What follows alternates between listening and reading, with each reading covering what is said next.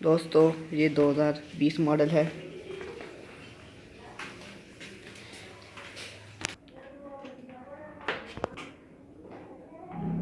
दोस्तों 2020 model 300 kilometre चल चुकी है।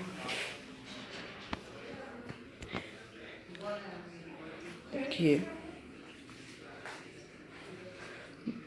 1 मीटर इसका जो है चेंज है, थोड़ा सा टैंकी की ये चीज़ चेंज है एकदम सी, और इसमें इधर नट लगा रही है।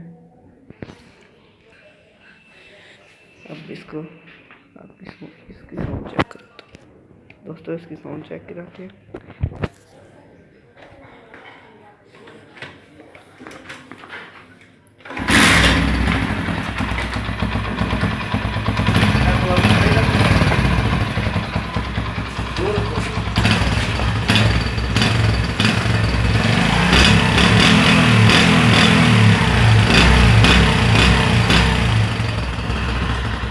दोस्तों आपने इसकी साउंड चेक की होंडा CB70 की, बहुत प्यारी साउंड है इसकी।